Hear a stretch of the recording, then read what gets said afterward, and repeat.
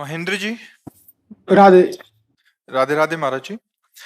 महाराज जी, मैं आपसे जानना चाहता हूँ कि ऐसा कोई सरल उपाय भजन पूजा पाठ द्वारा जिससे जीवन में शारीरिक कष्ट ना हो। महान वस्तु प्राप्ति करने के लिए किसी को ऐसा प्रश्न नहीं करना चाहिए कि हमें कष्ट ना हो। वो कभी महान वस्तु को प्राप्ति नहीं कर सकता।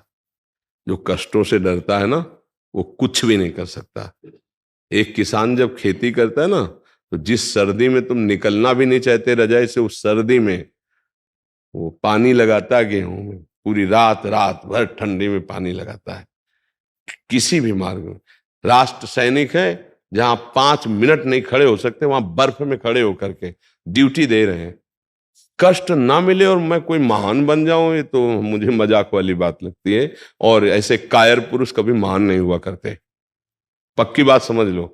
ऐसे कायर पुरुष कभी महान नहीं हुआ करते, चाहे देशभक्ति हो, चाहे भगवान की भक्ति हो, चाहे किसी भी मार्ग में हो।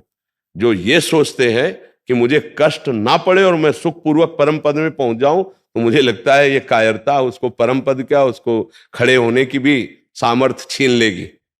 वो कहीं भी खड़े होने की सामर्थ्य नहीं रह जाएगी, टिकेगा नहीं। काम क्रोध लोभ मोह मद मत्सर ये हर समय हृदय को जलाते रहते हैं, कैसे टिक पाओगे।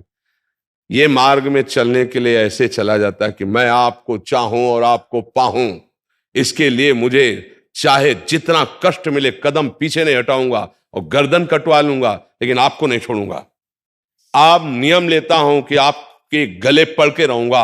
मैं आपका बच्चा हूं, अविनाशी हूं। शरीर छूट जाएगा फिर मिलेगा, फिर रगड़ कोटि जन्म लग रगर हमारी, बरऊं संभ न तो राहु कुमारी। ये तो मुझे समझ में नहीं आया कि मुझे कष्ट ना हो।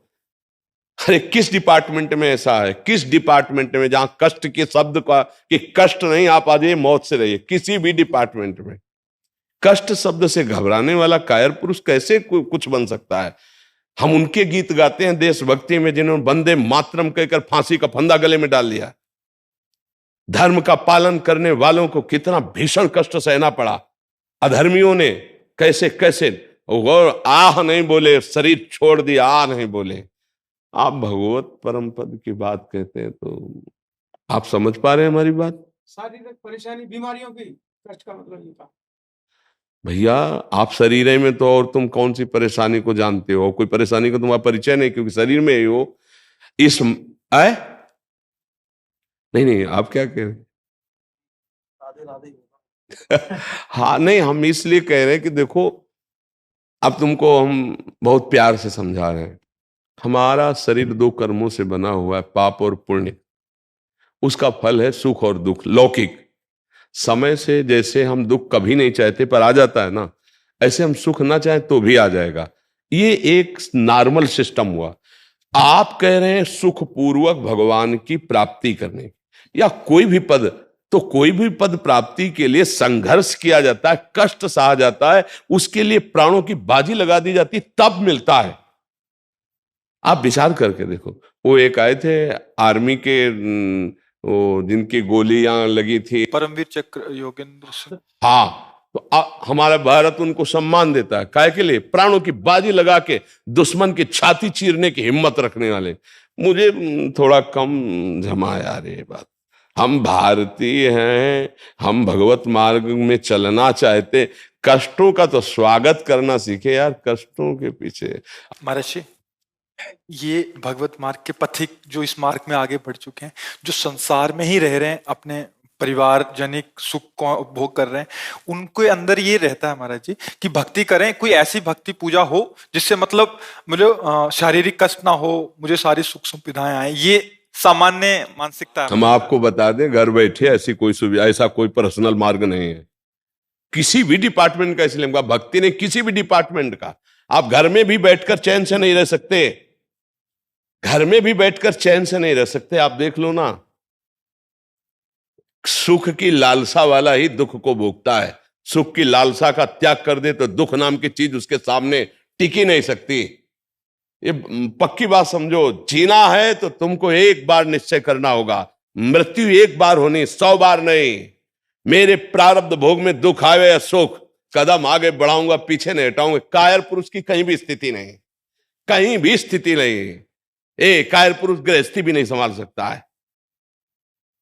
बहुत ही गृहस्थी में भी बहुत धैर्य चाहिए।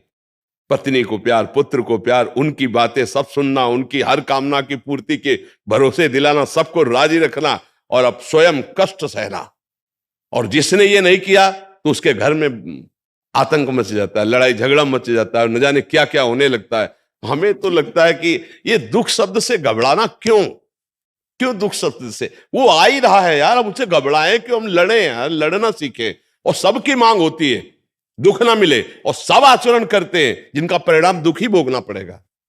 एक बार तुम हिम्मत करो और ऐसे आचरणों में उतरो जिनका परिणाम सुख होता है, कभी दुख नहीं मिलेगा। वो है भगवान का आश्रय, भगवान का भजन और धर्म पूर्वक चलना।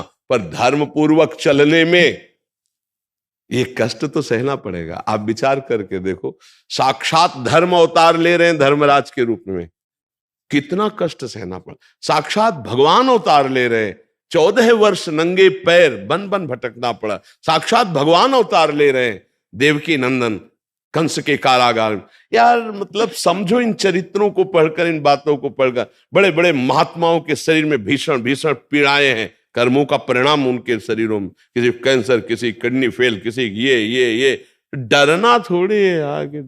अब हमको ये तुम शरीर नहीं हो भैया, ये छूटेगा, ये दो कर्मों के परिणाम से बना, इसमें दुख भी आएगा, इसमें सुख भी आएगा, और ये एक समय ऐसा आएगा कि आपसे अलग हो जाएगा। मुझे लगता है नाम जप करो, राधा राधा राधा, और खूब धर्म पूर्वक धन कमाओ, परिवार की सेवा, समाज की सेवा, कष्ट चाहे जितना मिले, कष्ट की परवाह न रखो। ऐसा शब्द बोलोगे तो फिर बेड़ा पार हो जाए। कष्ट से घबराओगे तो कष्ट घेर लेंगे। कायरता हमारे जीवन को नष्ट कर देती है, संघर्ष हमारे जीवन को प्रकाशित करता है। दो लकड़ियों को बार बार घर्षण करो तो अग्नि पैदा हो जाएगी। विचार करके देखो, अगर हम नाम जप करेंगे अपनी जिह्वा से तो आध्यात्मिक शक्ति प्रबल हो जाएगी, हमारा काम बन जाएगा। ये डरपोक जीवन नहीं होना चाहिए भाई, डरपोक जीवन नहीं होना। परम सुख की प्राप्ति के लिए हमें दुख उठाना पड़ेगा। हम आपको कहते हैं कि 1 वर्ष खाना पाना है, भोजन पाना है, तो वो किसान कितनी मेहनत करता है उसके पर विचार कीजिए, तब 1 वर्ष का भोजन वो निकाल पाता है उस जमीन से। किसी भी विषय में आप देखिए, कहां सुख पूर्वक कोई वस्तु की प्राप्ति होती है? किसी भी मेहनत करना पड़ता है, मेहनत में दुख सुख सहना पड़ता है, कष्ट होता है, फावड़ा चलाता है, हाथों में छाले पड़ जाते हैं, न जाने कितना धूप हो, उसको कोई परवाह नहीं। हर जगह आप देखो, ये तो शब्द बहुत कमजोर कर देगा कि मुझे दुख सहने की। हाँ, ये जरूर है कि प्रभु से सामर्थ्य मांगे कि मुझे दुख सहने की सामर्थ्य देना और अपने मार्ग में चलने की देना। नहीं तो हम लोग हार जाएंगे अगर सुख की केवल बात रखेंगे। यहां सुख नहीं है।